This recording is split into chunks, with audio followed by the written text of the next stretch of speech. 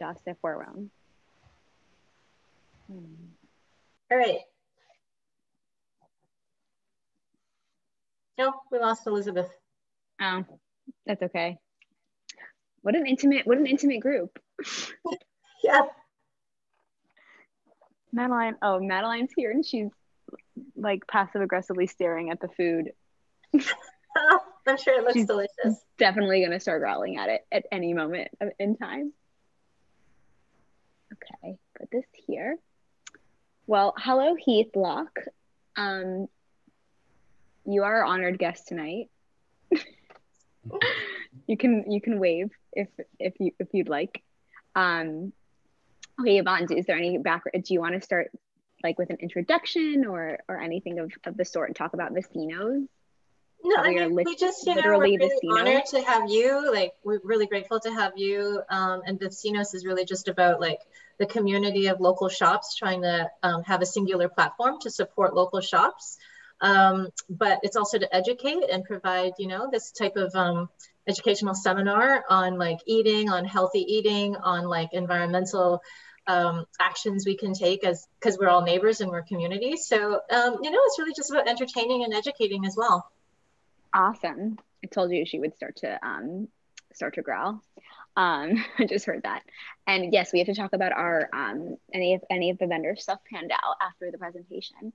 Oh, this is my friend Anne. Hi, Anne. Hey there. How are you? Good. Sorry for the noise. Toddler in action. I'm just trying to learn before. Oh my gosh. Don't worry. Just keep your ears on and keep your hands, keep your hands on the babies and, protecting them. Madeline, we cannot be growling at the moose the whole time. That's just not gonna work here. Well, good evening, everyone. My name is Monica Auslander Moreno. I have to move this moose so the Cavalier King Charles Spaniel stops growling at it. I am a registered dietitian and owner of Essence Nutrition, which is a private practice based here in the MIA next to my Vecinos. Thank you so much for having me, Vecinos Market. Today we're talking about all about dairy, and we're going to get to these adorable recipes that, I think they're adorable, that I prepared later. So sit tight and you'll hear my dog growling at them because she thinks she is entitled to them. If you have a question, just like literally interrupt me, like feel free, shout, scream, jump around, because like this is your time. It's a small group and we can totally veer off topic. But anyway, welcome to this cheese shop of the evening. This is my team. We're all registered dietitians. Please stalk us on Instagram. Please enjoy 10% off of a virtual visit with us. We see children, adults, young, old, everybody in between. And we are excited to meet you. And we are all extremely into cheese. Our nutrition philosophy is actually one that holds that all foods fit. It is a bit unique based, relative to what you may have understood about nutrition before, which is we believe in a weight neutral practice. And I have lots of webinars and such we could do on weight neutrality and intuitive eating and our philosophy of health at every size. But we respect food and we adore food and we love food, which is why we became dietitians to begin with. We didn't become dietitians to be dogmatic and to punish people or chastise them in any way. We believe that all bodies are good bodies. All food is amazing food. Food is joyous and blissful for both your body and your brain. And that this culture of diets that everyone thinks they should always be on a diet or changing their body or avoiding this, avoiding that is something that has actually damaged our health more than any other public health epidemic in the modern world besides COVID. So I wanted to go into some science stuff about dairy before we get to eat the cheese and then before we get to watch the debate. So just a brief history of dairy and human consumption. So I did my research here. I'm really excited to share this with you guys. So I'm moving you to the side so I can see this beautiful, I think it's a Vermeer painting or Rembrandt. I don't know. I never took art history. Humans have been consuming whey, which is one of the proteins in dairy, for millennia, millions of years. It wasn't cows at first because I don't think we had domesticated cows yet. We had sheep, goat, camel, and these have been staples of our diets to about 10,000 years ago. At first, the dairy that we ate was fermented, because if you think about it, if you milk a cow, the milk is only really fresh at room temperature for a couple hours before it starts to go rancid. So cultures learned very quickly to ferment their milk, which is, in the absence of oxygen, it becomes more like yogurt or kefir or ghee or lebna or something like that. And they would keep the dairy and the milk in these kind of like animal skin bladders, so it could last for many, many, many more days. Butter was used in ancient times for hair luster. I should probably try that.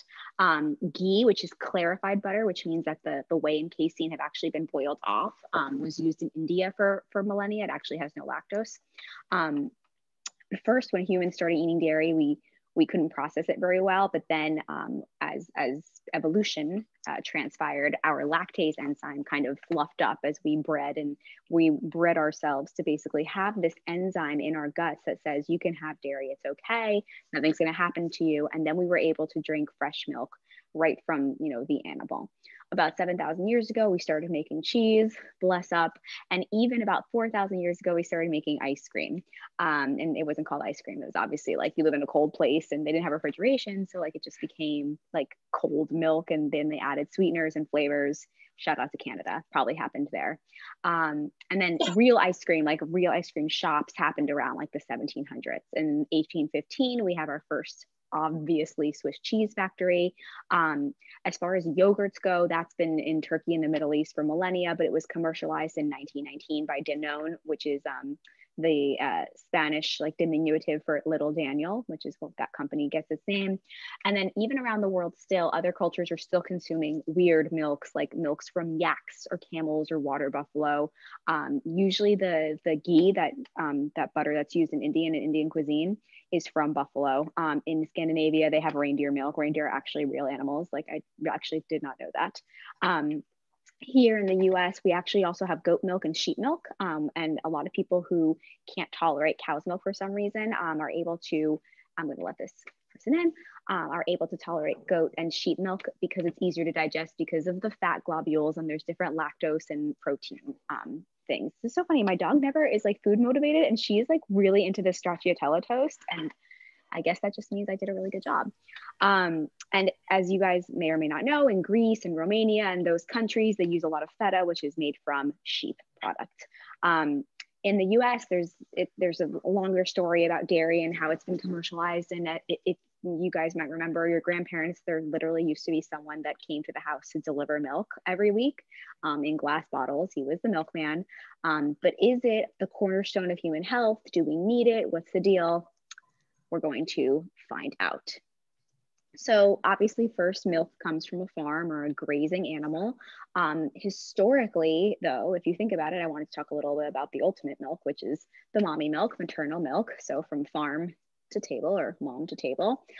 Historically, mothers would die in childbirth, or they couldn't feed their infants for some reason. So yak or camel or goat milk was used.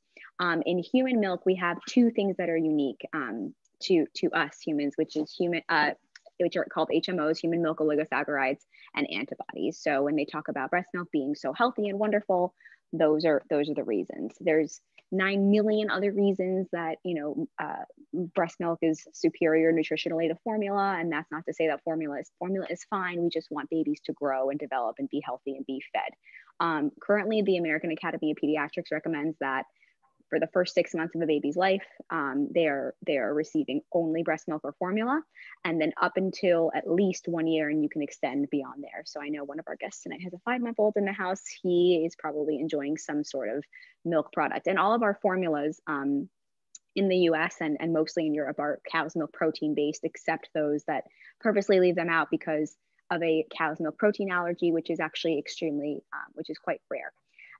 Most mammals do nurse their young because milk is really our life source for the first couple of years of our lives, of human lives. Of course, for dogs, they're able to be weaned. I think you can get your dog when they're like 8 or 9 weeks old.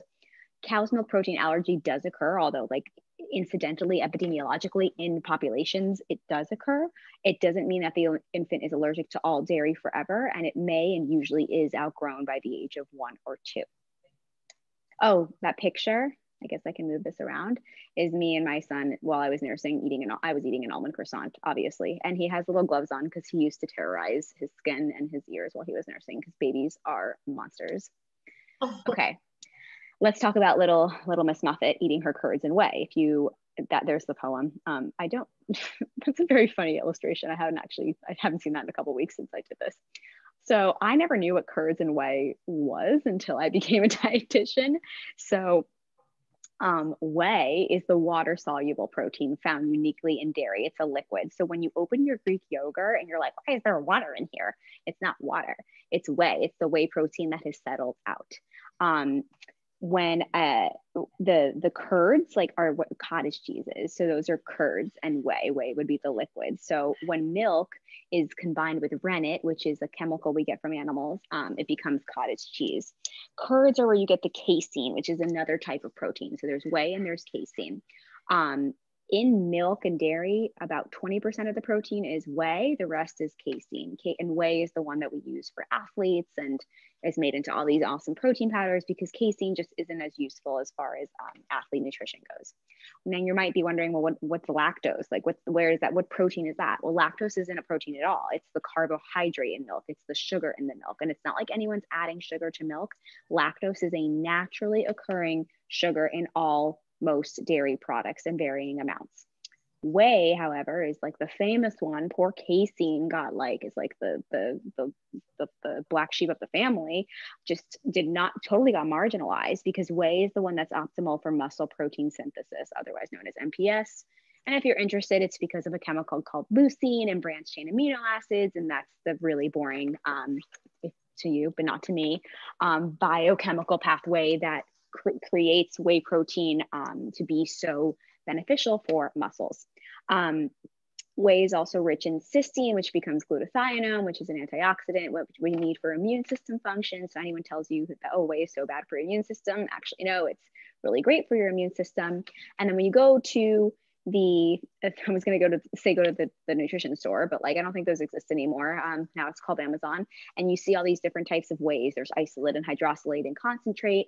Those are a little bit information about how those work, but it is important to know that lactose intolerant people can usually still tolerate whey protein powder because the lactose has been removed. Why I like whey is I actually just went to a conference on this today virtually, is that whey is the most human bioavailable protein besides eggs, meaning that you absorb whey really well. So if I give you a cup of oat milk and a cup of dairy milk and they both say that they have 8 grams of protein, you're actually getting the protein from the milk, the real milk. The oat milk, you're not absorbing any of that protein. So whey is very, very efficient, we can say. All right. Same with calcium and D when it comes to dairy. The calcium and vitamin D in dairy products is so much more bioavailable than it is in non-dairy products, even though on the label it may say that they have similar or the same amounts. Calcium is vital to bones, but you're like, yeah, I know that, but look at all the other things that calcium does. It even has to do with nerve signaling, blood clotting, pressure, teeth. Great. So I've also listed the sources of calcium and vitamin D for you, but dairy is the #1 source, ounce for ounce, of both calcium and vitamin D. Vitamin D is something that most people are deficient in. We have a really hard time accessing from our diet because not a lot of people eat sardines, mackerel, salmon, trout, cod liver oil, Asian mushrooms on the regular. A lot of people eat dairy on the regular, but not enough to intake enough vitamin D. It has nothing to do with how much sun you get because you need to intake vitamin D and turn it on with the sun. So it's like saying, well, I wired the house for FPL. Well, you didn't turn the lamp on, so it doesn't matter. So you need to have wiring in the house, which is the vitamin D that you get from your diet. And then you go in the sun to turn it on and activate it to the inactive form of vitamin D to the active form of vitamin D. So again, that bioavailability is very important especially when it comes to calcium and vitamin D, because the vegan and plant-based ones just don't compare. Here on the bottom left, my goodness, Monica, are the recommended daily amounts in the US for calcium. And up here on the right, it's for vitamin D. So those are the age groups stratified by stage of life.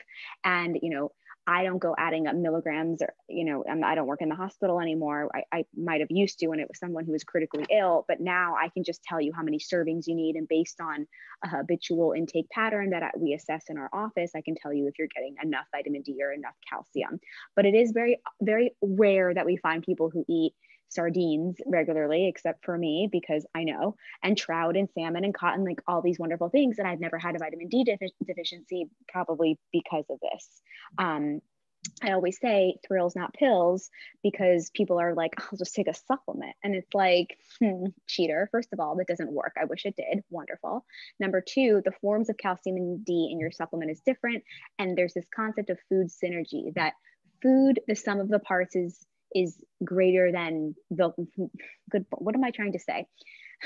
That like the end result of everything together is greater than just the individual parts. So like if you were to look at, for example, I'm going to show you this caprese salad that I made. It looks amazing, right? But if you just were to look at a tomato, a block of cheese, and some basil, you'd be like, yeah, I'm not going to do anything with that. But look how wonderful it is when they all look together in tandem. That is why supplements are not the best, because of the concept of synergy. So more boring science, right? Well, I wanted to count the ways that whey protein does wonderful things. Oh, Heath has returned. Welcome back. So we do know some really cool things about whey. For example, whey is very well studied because athletes love to take it, and the athlete industry is very well funded. So we get a lot of research diverted there because that's America. Whey taken before bed is very good for muscle protein synthesis, growing muscles.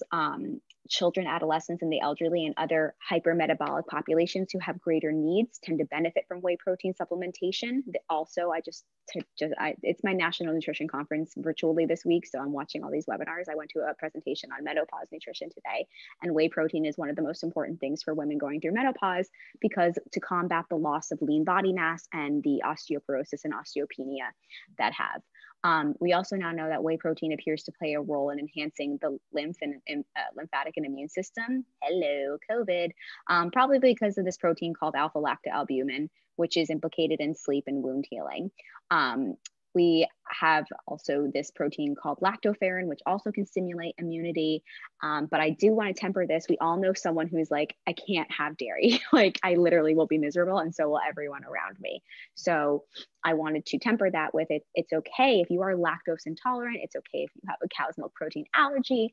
But if you don't, then you really should be eating dairy. And if you are lactose intolerant, there are lactose-free dairy sources. So instead of immediately turning to a nut cheese, we can put you on lactose-free whole milk. We can put you on low lactose cheeses like feta cheese and goat cheese. We can put you on lactose-free cottage cheese instead of turning to the dairy-free alternatives, which, as I just told you, do not have a lot of vitamin D and calcium that is readily absorbed by the body. And again, you can probably do a whey protein supplement. And most hospital infant formulas actually are based on that whey protein supplement. But again, food first. So there's very few people, and I'm the Marlins dietitian, and I really don't recommend whey protein for much anyone besides even them, and not even them so much, because you can really get enough whey protein from food, because cheese, right, Vecinos? Right, Mimos mozzarella? So people always want to know about yogurt and probiotics, and oh, should I take a probiotic? Should I just eat all this yogurt all day? What's the deal? So I have a whole seminar on probiotics and fermented foods. Yes, eating fermented foods is beneficial. It's wonderful. We encourage it. What's great about America is that yogurt became trendy and cool about 20 something years ago because marketing. And so we tend to get, yogurt is well accepted. People are not so fond of cottage cheese, of kefir, of lepnet, and other fermented foods. I'm trying to work on that with our clients in session, but I'm really happy to see that dairy-based yogurts, are having a moment. However, a lot of times the probiotics in these yogurts have been killed off because of ultra pasteurization, or there's not enough of these microorganisms in there. They're not alive, and it's not, it's like saying, I'm going to get a puppy and you got a stuffed animal puppy. And it's like, it's not really the same thing. So I would recommend you start to vary your intake of fermented foods, including kefir, which is a drinkable yogurt, including cottage cheese that has been cultured. There's one called Good Culture that I really like, and including artisanal cheeses like those made from Mimos, which you can get on Vecinos, that are made with live and fermented bacteria. It doesn't mean they're rotten. That's why blue cheese like looks like that, because there's been live fermentable product on that. And if you're confused about what the microbiome is and what the probiotic is and what a prebiotic is, holler at me because we can explain it, but this is a basic set of definitions that covers what the microbiota are, what a microbiome is, and what a metabolome is. The bottom line is we do not recommend probiotics for anyone unless you have an ileostomy and you have ileal pouchitis, and there's like even then like it's very, very regimented. We do not recommend probiotics anymore. We recommend fermented foods. Okay, so you can be eating dairy. Hooray. Oh, I just made everyone a gallery view. That was fancy. I have no idea how I did that. So a lot of people will say, oh, I heard whey was inflammatory. Well, you heard wrong. So research does continue to develop, but this has been largely disproven. And in fact, dairy has been proven to be anti-inflammatory, okay, especially for autoimmune diseases like inflammatory bowel disease. Now, a lot of dermatologists will point to some research that says that dairy can exacerbate some people's acne, and that's true. So for some reason, which we don't understand for who or which type of acne or what age group, dairy does appear in some people to exacerbate acne if you already have acne. So that is not reason for me to say, well, no one should be eating dairy. Oh my gosh, it's not preventative against acne or anything. Like I've had acne before and I've been eating dairy my whole life and it has made no difference neither way for that. Again, I will say that some people are lactose intolerant. They experience gas and bloat. It's not necessarily the whey, it's probably the lactose. So we can work on that, or you can take a lactase enzyme. And again, some people may find that dairy exacerbates their acne, or they just don't feel well when they have it, and that is fine. There's also, a lot of people who suffer from IBS might be intolerant to something called FODMAPs, fermentable oligosaccharides, disaccharides, monosaccharides, and polyols. And these can also be found in dairy. So it might just be your underlying IBS.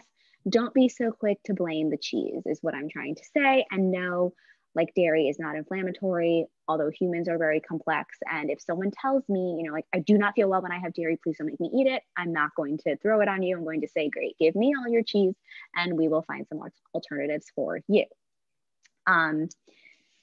I could not fit every single headline I've even seen in the last week that says that dairy is beneficial to human health, but literally these were just like a couple that I happened to screenshot. And you can see here that a dairy-rich diet is linked to lower risks of diabetes and high blood pressure. And then dietary folate, magnesium, and dairy products may all help stave off bowel cancer. Great. Nobody wants bowel cancer and nobody wants diabetes and high blood pressure. So let's all raise a glass of milk. Yogurt's a trend, yay, but then all of a sudden, like these vegan milks burst on the scene. I'm glad, but I'm mad, okay? I'm glad because I know that there are people who have food allergies and intolerances, and they deserve to have alternatives for them so they can have drinkable and edible dairy alternatives. I'm mad because people assume that those alternatives are healthier, and they're not. They are alternatives. They're not called mains. They are the runner-up to what we would ideally be having. So these cow's milk alternatives like coconut milk, oat milk, rice milk, almond milk, number one, usually have a lot more sugar because they don't have lactose, right? So they have to make it taste sweet. So they add a bunch of sugar in there. Starbucks, look at the almond milk, look at the coconut milk. Number two, I just told you, they'll have calcium and vitamin D, but you don't absorb any of it. They're usually extremely low in protein. And one of the wonderful things about dairy milk is how much protein it has. And environmentally, almond milk is terrible, especially for the environment. You can see in this article here on the right, almond milk is more evil than you thought from the cut. If you want to look it up, apparently almond farming is like killing bees and takes up a terrible amount of water just because of the US's tremendous demand for these almond milk and almond milk based products. Now, it is important to know that there's like almond milk yogurt does have some protein because there's a significant amount of almonds in there, and almonds do have protein. But remember that whey protein, gram for gram, is a lot more bioavailable and usable by the body than a vegan protein. And then as you can see on the bottom, I've listed some kind of like interesting facts about hemp milk, flax milk, and oat milk and coconut milk. I don't personally drink any of these. I'm lucky enough to not have an allergy or an intolerance to them. Everyone asks me, well, what's the best one? Like if I had to, and I'm like, I don't even want to answer this question unless you really have to, because like, why do you care? But that would actually be unsweetened soy milk or unsweetened pea milk, because they have the most bioavailable proteins compared to their other non-dairy counterparts. And I actually probably would, I think pea milk would be the winner because it's allergy friendly, because soy is one of the top allergens. And especially if you have children at school or you're in a facility, you don't want to be cross-contaminating anything with your soy milk and getting it all over the school. So let's talk about cheese. So all the cheese tonight I got from Mozz mozzarella, and what kind of dairy products you should be choosing. So always go for whole milk, what your grandma would have, unsweetened, plain, you know, no fancy cartoon characters on the label. That probably means they've added sugar because it's for kids, right? By the way, American cheese is not cheese. Legally, it's not allowed to be called cheese. So look at the label. It says pasteurized cheese product. It's actually not cheese. That is scary, very strange. I, like in our home, really only buy the ugly, you know, wedge weird cheeses, like from like Mozz mozzarella, which you can get on Vecinos. And even before they existed, I really didn't keep a lot of like sliced cheese in the house, because to me, that's not cheese. It's not local. It's not artisanal. It's not honoring this beautiful craft of cheese making that has been going on for 4,000 years. When it comes to milk, in my fridge, it's whole milk. There's whole milk. You know, oh, but the fat, we know that fat is wonderful. And, you know, the calories and, you know, fat grams of skim versus whole, you actually are a lot more full and satiated, and then there's a lower blood sugar and insulin response from whole milk versus fat-free milk. Now, something that really gets my knickers in a twist is when I go to people's offices, because I do a lot of corporate wellness and I do pantry makeovers where I clean out their pantry and recommend new products. And like, what is with America and like coffee creamer that comes in like a little pod and like there's no cream in it? It's just a bunch of sugar and chemicals, and it's not refrigerated. Cream is delicious. Have you ever had cream? Okay, it's really good and it does belong in coffee. You know, it doesn't. Like 14 little coffee mates with like a little vanilla flower on the label, but there's no real vanilla in there. So it's very, very disturbing to me that, you know, in our processed food world, we use fake things. It's really scary. Use half and half, use whole milk, use real cream.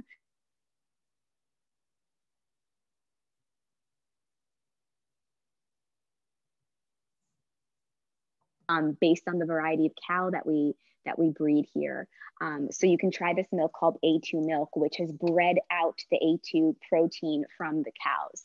I went to this lecture today also, but I knew about that before. Okay, so a lot of people want to ask me about grass-fed. Grass-fed cows eat grass. That's what cows are supposed to eat. In our country, we give them a lot of corn, and that makes the nutrient content of their milk kind of diminish. It also, when we feed cows grass, which is what they want to eat, they have higher amounts of omega-3s in their milk, and also something called CLA, which is all very beneficial to human health. Grass-fed whey is a kinder and more humane feeding method because they get to go outside and eat the grass. However, grass-fed cows do contribute more greenhouse gases because they're outside, and they're contributing methane to the environment because they're very gassy. Grass-fed, like whey protein concentrate, like if you do buy these powders, you want to make sure it's from grass-fed cows. And again, there's also the environmental impact to consider.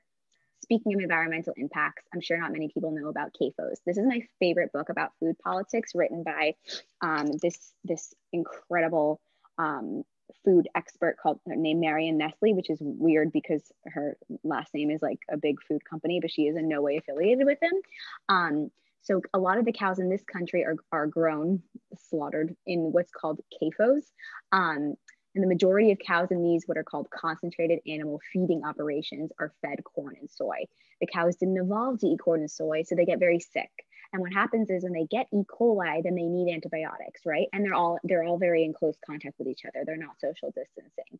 So farmers are like, well, we're not changing this because we're not fiscally incentivized by the government to make conditions livable, because I don't even go into that area, because CAFOs are now completely automated. Like all of the feeding and stuff is done by not robots, but like it's all automated. So like, you know, the farmers don't even have to enter, and they're not financially incentivized or politically incentivized to change these practices. So CAFOs are really scary. And the other problem in this country, as I talk to some Canadians here, is that big ag, which is big agricultural and food politics and lobbies, are very powerful. And when we, when we vote for representatives who are in bed, so to speak, or in CAFOs with big ag and food politics, human health tends to suffer. So perhaps we should think about how we can support legislators and legislation who promote kind and humane dairy farming, because there is definitely a humane and kind and mindful and conscious way to harvest dairy and milk and cows. And there's obviously ways that are not. And now to the food. So I wanted to use all of as many Vecinos vendors as possible. Obviously the star of the show would be Mousse mozzarella because they provide the cheese. But on this creamy ricotta toast, I also use stracciatella. I kind of used half and half. I only eat bread from Baguettes Plus because again, I knew them before Vecinos was a thing because they were at the farmer's market.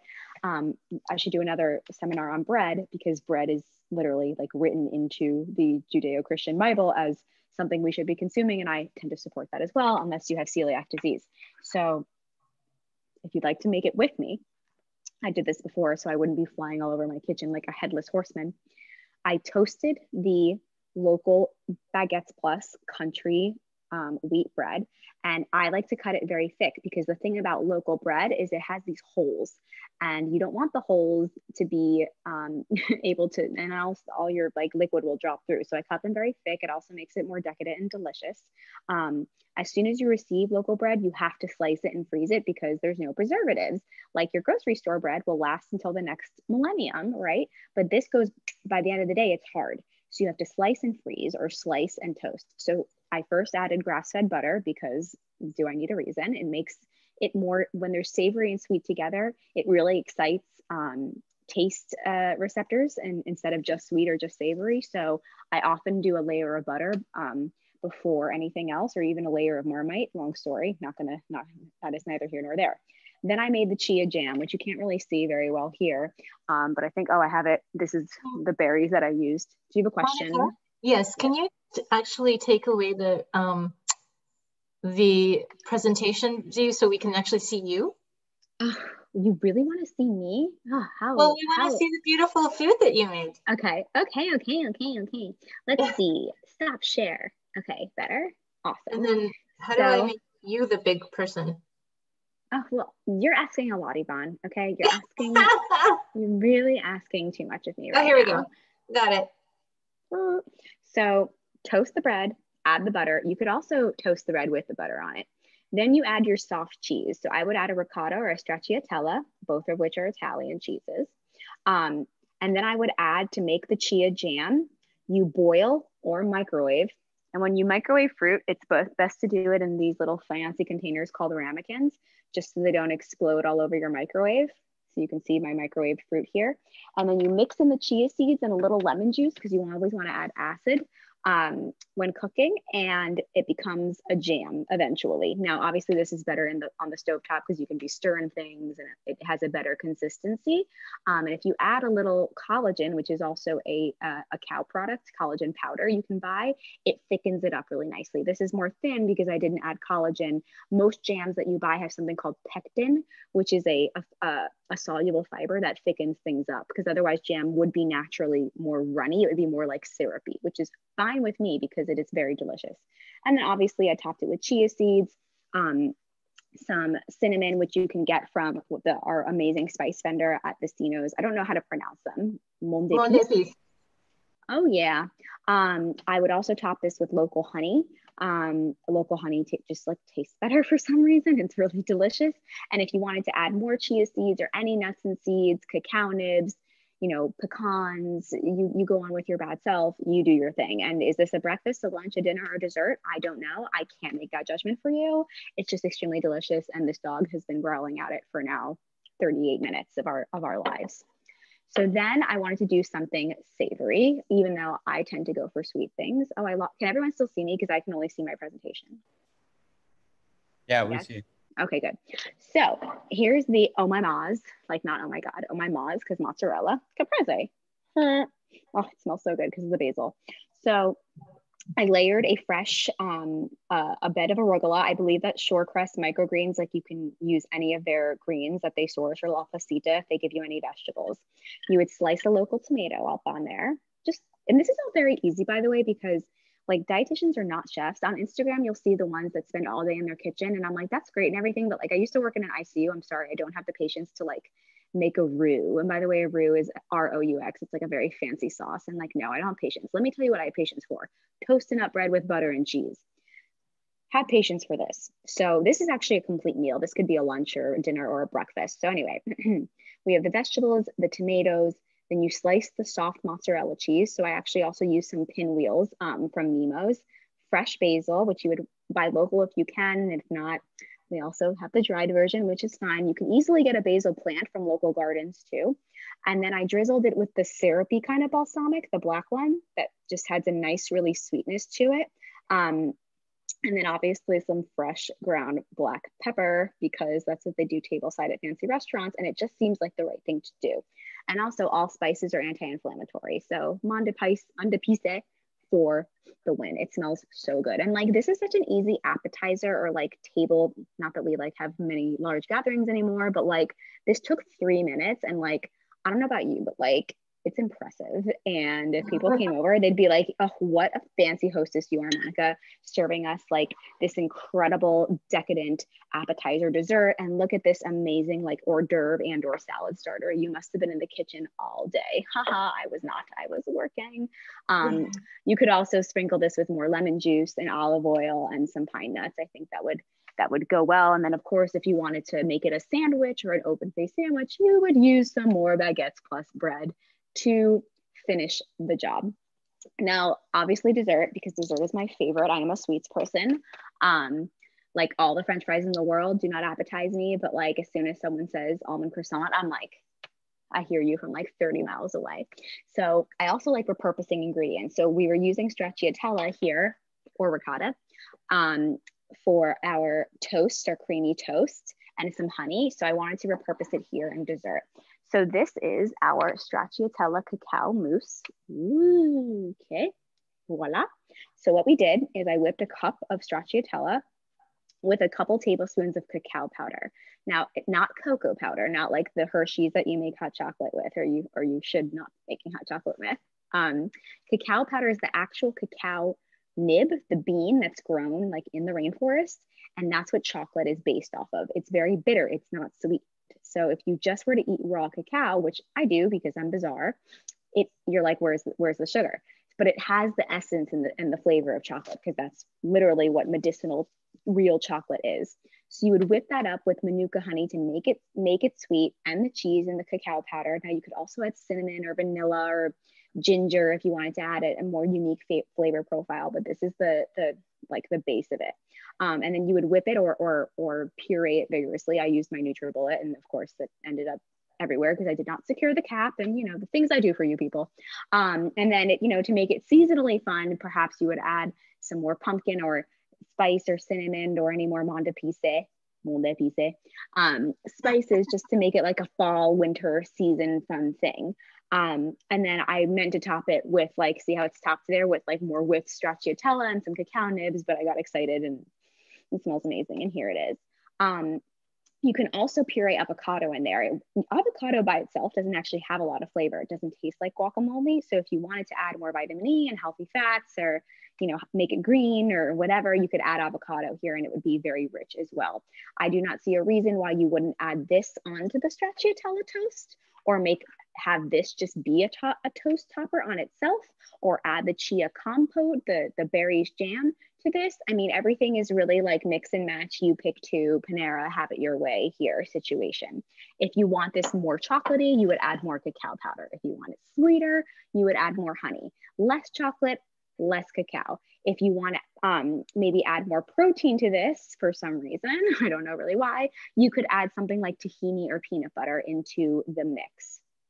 And that is all I have for you this evening. I have a big social distance hug to all of you, even though I don't know you, but let's hug. We could all use a hug, especially before the debate. And thank you, Vecinos, for having me. Thank you for being my literal Vecinos and neighbors. Thank you for helping me and providing me with all of this cheese tonight. My husband went to have a distance hangout, so I guess it's just me and all this food tonight, and I'm not upset about it. If you'd like to work with an Essence dietitian to start your virtual success journey, please email us. That's a picture of Madeline, who has been growling at the food the whole night. And with that, I bid you the fondest farewell. Thank you so much, Monica. Really appreciate it. We can have questions. We have time for questions if you'd like, by the way. I don't have to Does anyone have any questions? I've got a few people also on the Instagram Live. Oh, cool. Yeah, if anyone has any questions, I'm happy to answer those. I don't see anything coming through. That was so Mark cool. looks curious. What's your favorite cheese and bread kind of combo from a healthy / taste? Okay, well, I think, let's see. I think I'm really a fan of the grilled cheese. Do I need to give you a reason for that? But I don't make it with American cheese because I'd say American cheese is not cheese. So when I do make grilled cheese, I layer the pan with ghee or with grass-fed butter. I use a local bread, or I will, if I don't have any Baguettes Plus, I'll use Ezekiel or this brand I like called Angelic Bakehouse. And then I usually mix whatever cheese I have. Cheddar would be great because it's yellow and that's traditional, but there's no reason you can't use Gruyere or Brie or mix your cheeses up. And I don't stop there. I always add vegetables because vegetables are the cornerstone of all of my meals. So I'll add in zucchini or mushrooms, arugula, whatever vegetables I have, flip, more butter, delicious. And then obviously tomato soup, but I'm lazy, so it's in a can. Well, just one more question. Can I throw out my almond milk and my cashew milk and just replace it by milk now? Yes, you can. And as you what was I doing for the last 3 years? I'm not sure. So that's the thing. You probably heard it was healthy and you just didn't think about it. And you were like, oh, well, I'm an almond milk person now. And you probably were like, this is not tasty or delicious at all. And to me, but I'm going with it because health. Right. So bring back your milk. Now, if you've become lactose intolerant, because a lot of people as we age become lactose intolerant, especially Caucasian people, it might take some time for you to get used to the lactose again, or you might need to get lactose-free milk, but I cannot be held responsible for dispensing medical advice over Zoom. This is not a HIPAA compliant platform. He's not lactose intolerant. We eat plenty of cheese. He's fine. He's fine. I'm very happy after this. Thank you so much. Me too. Oh, this thing is have a great night. Enjoy. Thank you guys. Thank you for having me. I'll see you on the street, and thank you to our guests for being here. If you have any private questions, feel free to DM me, Eat Like Monica, or email me. I will send everybody your contact details at the end. Okay, perfect. I'll be here tonight if you need to find me. All right, great. Thank you. Take care, everyone. Bye. Bye.